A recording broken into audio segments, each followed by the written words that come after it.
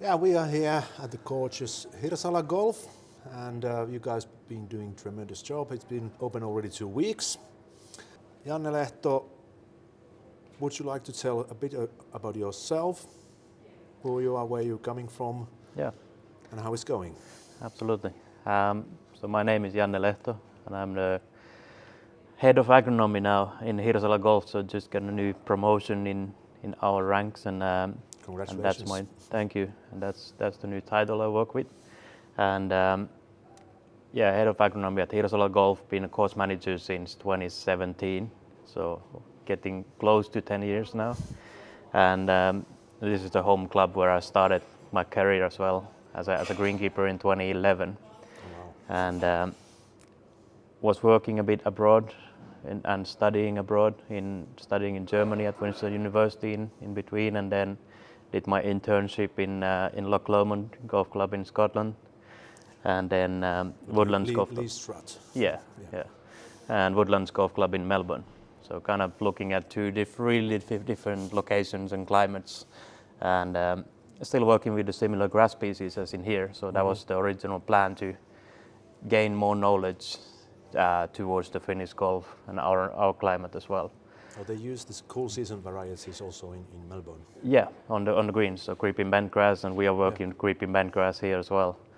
So it's been kind of ideal, and learning from the best as well. Absolutely. So I had really good course managers to work with, so I was really happy to kind of gain that knowledge from there. And yeah, in 2023 I finished my Master Greenkeeper degree as well through BIGA, and that's been an ongoing goal for a long time since I started my career.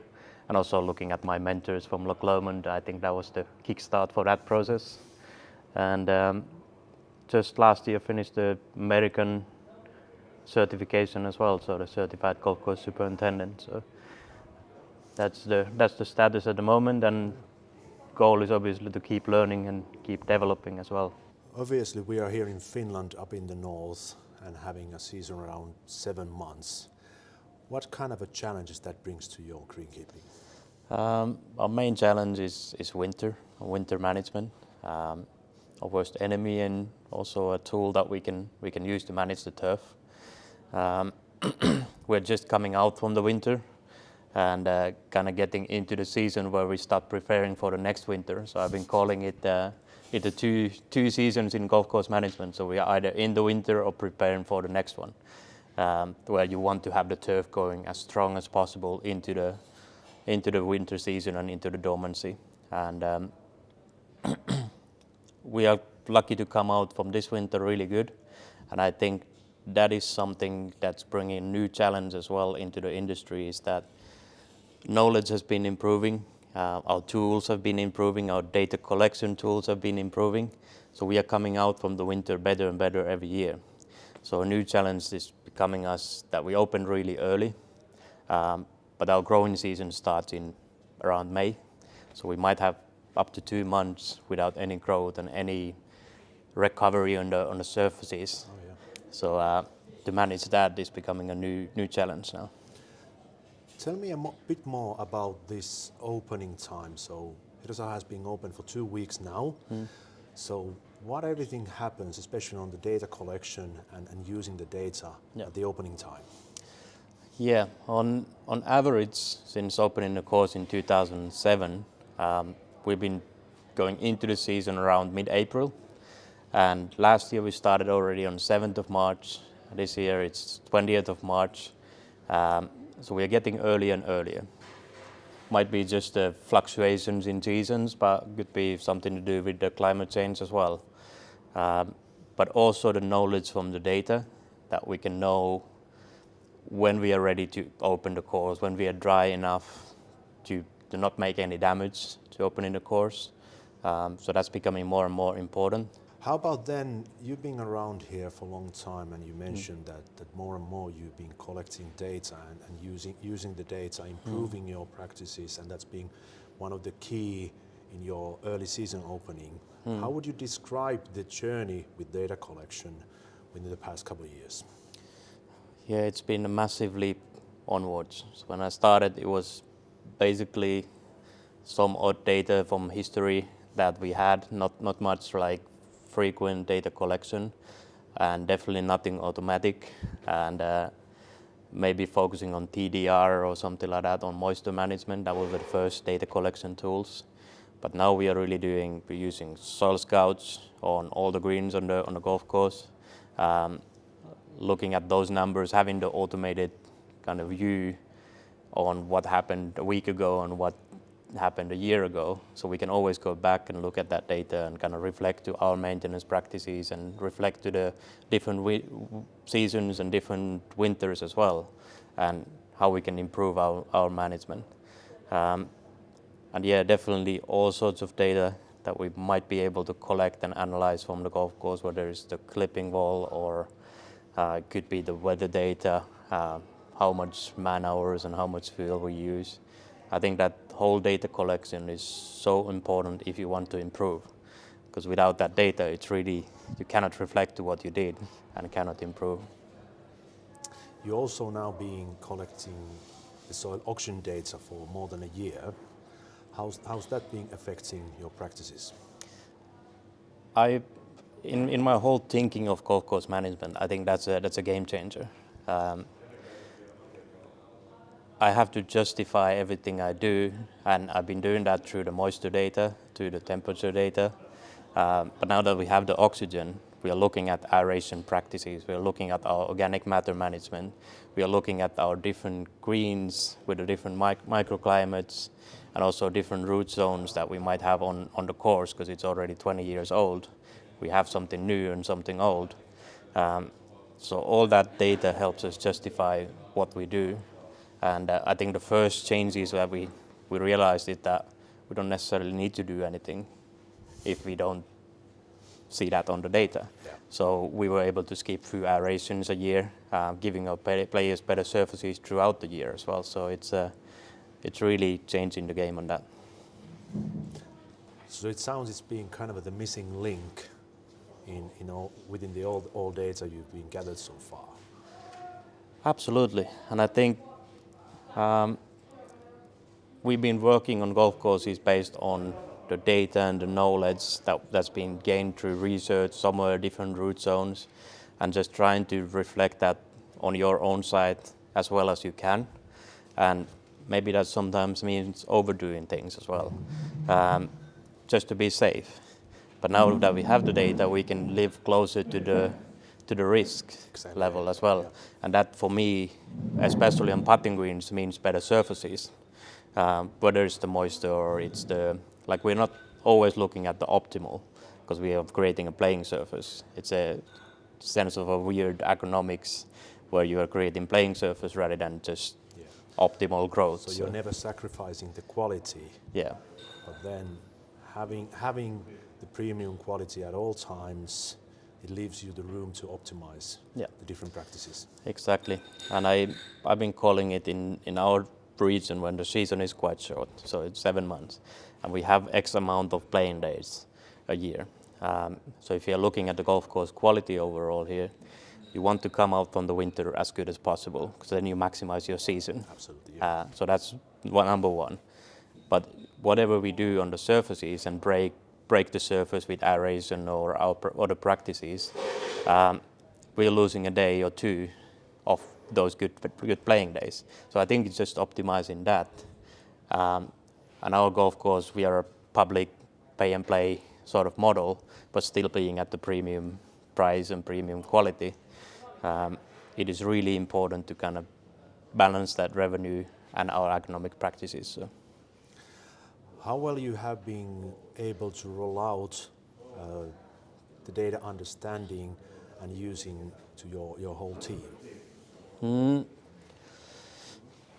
I use the data a lot, depending on kind of season and the moment on the season. So sometimes it's a daily operation, especially in the key moments like in the spring. We're looking at when the growing season might start, when the ground frost is gone on the greens, when we can start doing some operations. So it's becoming a daily asset. And then when we go into routine maintenance, then I'm maybe looking at weekly data collection. And to transfer that knowledge into the team, it needs a lot of communication and a lot of education as well. So what we want to do in the future is be even better at that communication and maybe automate, hopefully, that feedback from the sensors to our greenkeepers as well, so they can do better decisions when on site. Could you mention some very tangible benefits or activities how you've been using the collected data in your daily practices? If you take an example on aerification, I've been always trying to optimize whatever we do based on the best possible data and best possible knowledge that we have, and maybe also pushing, in my own opinion, to the limits as well sometimes. So we were looking at aeration practices where once we are in control of organic matter and control of growth, and through the control of growth we are controlling the organic matter buildup as well. So we are able to kind of stay optimized on what we need to do on surfaces, not just based on textbook or anything like that, but optimized for our site. So obviously we want to limit some of the heavy disrupting procedures that we would do on the golf course. So we were looking at spring aerification, we're doing one in the midsummer, and then one maybe in the start of fall. There's some root growth, and we were doing heavy, deep aerification, which has been a best practice in Finland before winter. Yeah. So that was maybe like a 4 aerification practices that we did on our core seasonal maintenance. And once we got the data sensors and we were looking at the oxygen, the first thing I started figuring out was, why do we do that deep aerification? It was based on best practices. Mm-hmm. It was based on winter management kind of history and best practices on that. But we gave up on that for a couple of years ago, and we've been all good. And oxygen data is giving us good numbers on there. So why would we do something like that, which is really disrupting? And because we don't have any recovery in the springtime, we are going all the way to May before those holes close up. So if we are opening in mid-March, it's going to be 2 months, month and a half of play with not optimal surfaces. Yeah. So that's giving us a lot of revenue and also giving us easy of maintenance in the fall. And the other thing is then the organic matter management. So if my oxygen data is giving me a number where oxygen is keeping quite stable and it's super important in the soil, so the root health is optimized, it means to me I don't have a blanket that's, especially in the rainfall events, that's kind of closing all the holes and the oxygen level starts to drop. So that tells me that the surface is actually working well. Mm-hmm. So my other parameters would be measuring the surface firmness. And if the playability is right and the ergonomics is working, there's no point on doing something. So I think that's becoming really concrete for us. And it also goes the other way around. If I start seeing the no oxygen levels drop, I can immediately look what happened. Maybe it was a heavy rainfall, or it's something that we are causing through our practices. Or maybe the buildup is starting to get too bad, and oxygen level over time is dropping, and then we know we need to do something. How do you then make sure that you're collecting the data exactly from the right points, that it's usable in your practices? I think that's an important question, because the sensor is located on one spot, and then you decide on how many sensors per green or per an area you have to have the best possible view of the overall site. So knowing where you place them is important. So you either pick a dry spot or dry area, maybe a mound or a low spot on a green, or maybe an average area. So just knowing what you did, so you can kind of adjust your practices and know what's happening on that green. But then we're also looking at the depth on how deep we want to add the sensor in. So 2 seasons for us, winter and preparing for the winter. So when we are in the season, growing season, I want it to be at roughly at root depth, or my optimal root depth, so I can see how the water moves that way, because I'm also using handheld sensors that we measure the surface from 7.5 centimeters, for example. So if I have those 2 data points, and the other one is a daily data point and the other one is giving me a big picture, I have the best possible data to know what to do. And then also looking at the temperature at root depth, oxygen at root depth, I know the whole profile is working all the way to where I want it to work. So that might differ on grass species, might differ on your soils, what you have on site. But for us, that's 15 centimeters where we're looking at measuring the data. And if I have it the same on all the greens that I'm doing it, I have a full picture of my site. And then to add something to that, I might look at measuring surface somewhere in the dry area, or might measure something looking at deeper in the profile as well, so we have an understanding on how the water moves through the profile, which might affect our irrigation practices later on, how much water and what sort of cycling we want to do on irrigation, so it actually goes into the profile, not through the surfaces. Yeah. So. If we forget the budgetary limitations, what would be your ultimate number of sensors on each green that would fill up your needs? I've never thought it that way, on if I didn't have a budgetary limitation, but if I would have a data point from dry, average and wet spot, that's giving me 3, and then I would even have something deeper and something higher in each of the spots. Maybe that would give us a really, really good picture of each green. So we are talking about 9, 10 sensors a green at that point. Yeah.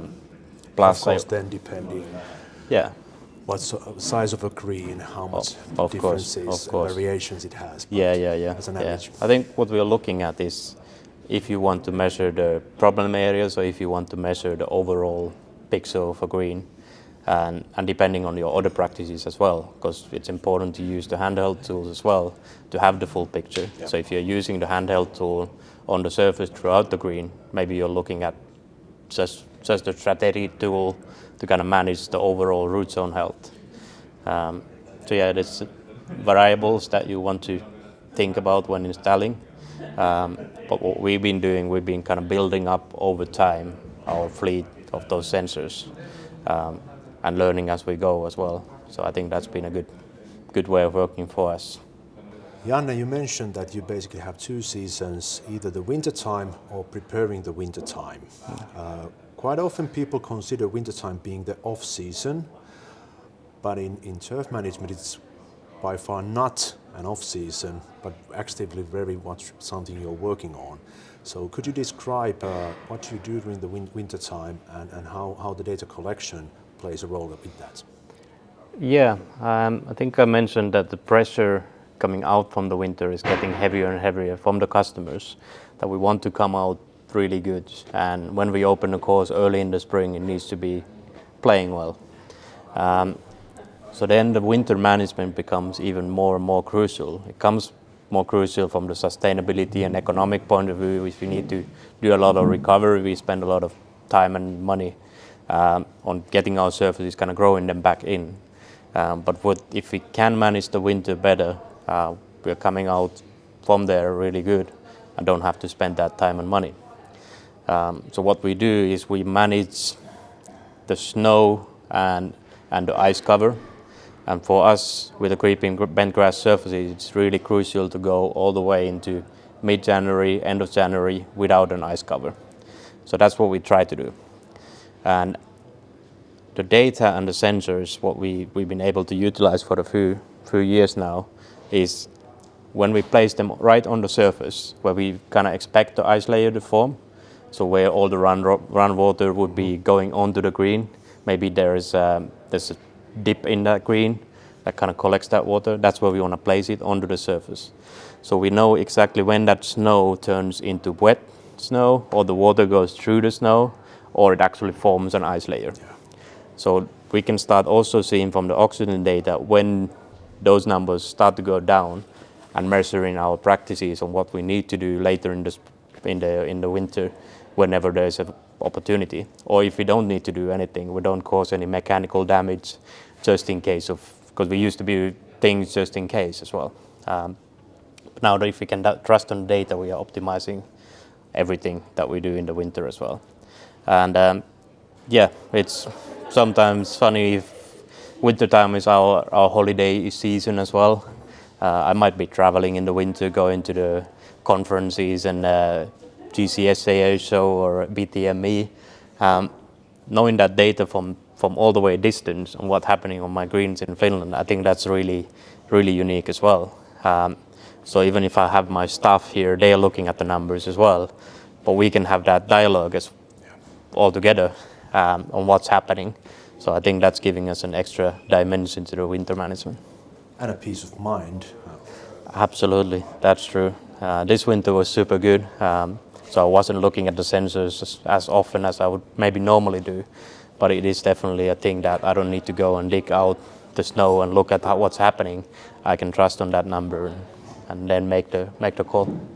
Janne, you're one of the very few people in the world having the both Master Greenkeeper and the Certified Golf Course Superintendent degrees. You've been developing yourself and studying a lot. What would you like to say for the younger generation, the growing greenkeepers who may want to follow your footsteps? Yeah, that's good. I think I've had a really strong personal drive on developing myself and in the industry, and I enjoy that. That's probably just my personality as well.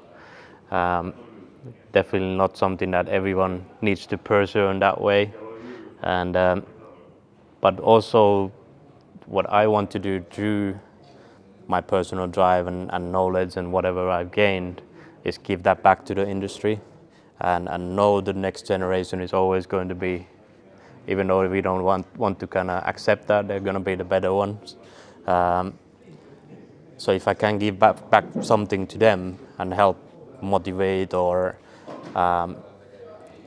give any knowledge, any mentoring to them, I'd really love to do that.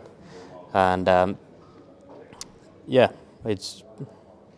you never stop learning in this industry, and I think you're never ready as well, like fully ready, and never going to be. And all that research and knowledge that we are getting, I think we're also finding a kind of a break point in the industry with all the data, AI, automation, that it's going to shift really fast and change the industry a lot. So, Janne, thank you very much. It was a pleasure again meeting with you. Thank you. To visit here. I wish you all the best for the season opening, and yeah, let's hope that the growing season gets going soon. Thank you very much, and I appreciate it a lot.